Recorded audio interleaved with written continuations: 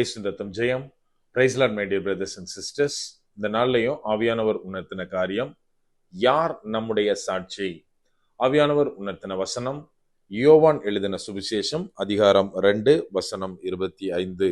மனுஷருக்குள் இருப்பதை அவர் அறிந்திருந்தபடியால் மனுஷரை குறித்து ஒருவரும் அவருக்கு சாட்சி கொடுக்க வேண்டியதாய் இருக்கவில்லை. And needed not that any should testify of man, for he knew what was in man. John chapter 2 verse 25.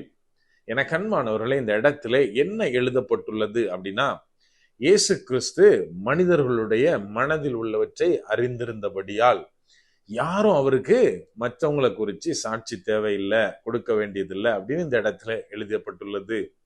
நாம் இந்த நாட்களில் யார் நம்முடைய சாட்சி அப்படின்னு நினைச்சிட்டு இருக்கோம்? கொஞ்சம் யோசித்து பார்க்கணும்.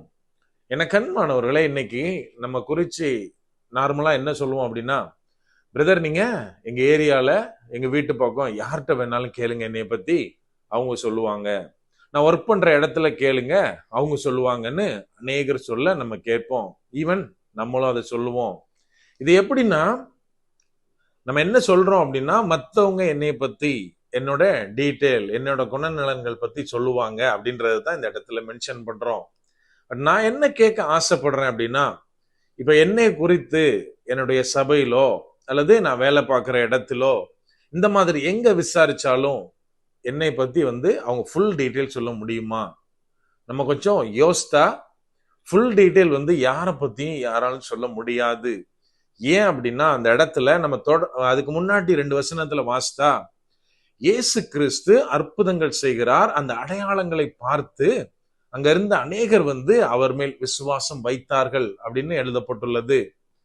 அப்ப நம்ம இன்னைக்கு என்ன சொல்லிட்டு இருக்கோம்? இயேசுவை நான் விசுவாசிக்கிறேன், இயேசுவை என் இரட்சகராக ஏற்றுக்கொள்ளுகிறேன், நான் ஞானஸ்தானம் எடுத்துட்டேன், இயேசுடைய பிள்ளை அப்படின்னு நான் அறிக்கையிட்டுட்டேன், பைபிள் தூக்கிட்டு தான் நடக்கிறேன், எல்லா இடத்துலையும் எனக்கு எப்பெல்லாம் சான்ஸ் கிடைக்குதோ தேவனுடைய வார்த்தைகளை நான் கொண்டு வர்றேன், இதெல்லாம் ஓகே. ஆனால் அதுக்கு அடுத்த வசனத்துல என்ன எழுதப்பட்டுள்ளது அப்படின்னா, இயேசு கிறிஸ்து அவர்களுடைய இருதயத்தின் எண்ணங்களை அறிந்திருந்தபடியால அவர் நம்பி இணங்கவில்லை, அதாவது அவங்கள நம்பல அப்படின்னு நம்ம வாஸ்த வசனம் சொல்லுது. இருதயங்களில் உள்ளதை அவர் அறிந்திருந்தபடியால மனுஷர்களுடைய சாட்சி அவருக்கு தேவைப்படல. அப்படியானால் நாம இன்னைக்கு நம்ம சொல்றோம் இல்லையா, என் ஃப்ரெண்டுகிட்ட கேளுங்க, என் வீட்டுல கேளுங்க என்னைய பத்தின்னு. அவங்களுடைய சாட்சி எப்படி இருந்தாலும் சரி, ஒருவேளை அவங்க சொல்லலாம், இந்த பிரதரா செம டைப், இவர் ஆவிக்குள்ளான மனிதன், எப்பவும் தேவனை பற்றி தான் பேசுவாரு, எப்பெல்லாம் சமயம் கிடைக்குதோ ஊழியம் பண்ணுவாரு, இந்த மாதிரி அநேக காரியங்கள் சொல்லலாம். ஈவன் உலகத்துவமா இவர் வேலையில பயங்கர கெட்டிக்காரரு, இவர்கிட்ட ஒரு காரியம் கொடுத்தோம்னா பர்ஃபெக்டா பினிஷ் பண்ணுவாரு இப்படின்னு என்ன வேணான்னு சொல்லலாம். ஆனால் நம்முடைய இருதயத்தில் உள்ளார்ந்த என்ன இருக்கு அப்படின்னு தேவன் மாத்திரமே அறிவார். எனக்கு அன்பானவர்களே, நம்ம வசனத்துல தெளிவாய் வாசிக்கிறோம். அதாவது தேவன் நமது உள்ளந்திரியங்களை ஆராய்ந்து அறிகிறவர். அப்படியானால் வெளியே நான் என்ன வேஷனாலும் போடலாம்.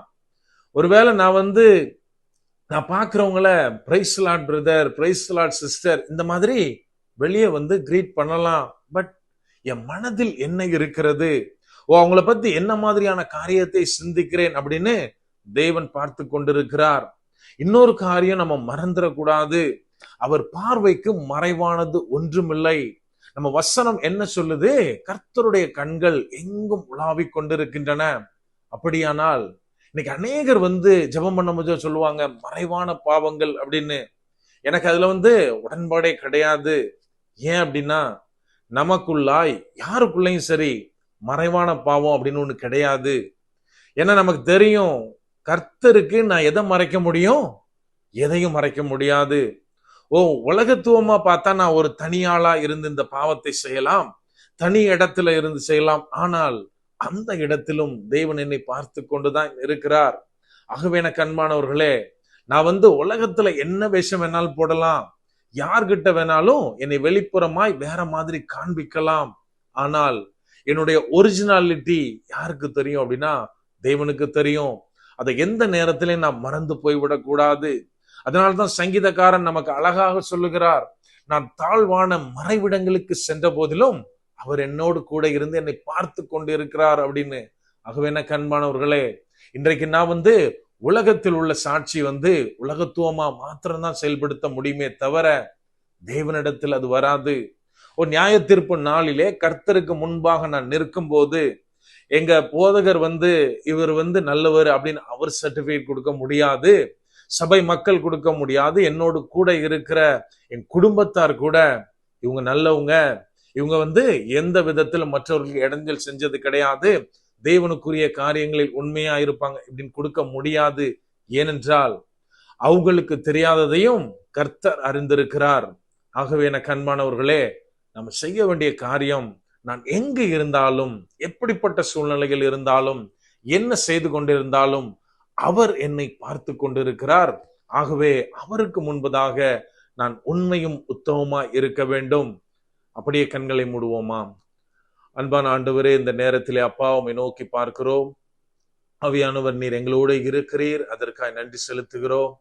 அப்பா, உமது கண்கள் எங்களை நோக்கி கொண்டிருக்கிறது தகப்பனே. எப்போதும் நீர் எங்களோடு இருக்கிறீர், எங்களை பார்த்து கொண்டிருக்கிறீர். அந்த மேலான கிருபைக்காய் நன்றி செலுத்துகிறோம் அப்பா. அப்பா, அன்று மோசேக்கு நீங்க சாட்சி கொடுத்தீங்க தகப்பனே, தாவீதுக்கு நீங்க சாட்சி கொடுத்தீங்க தகப்பனே.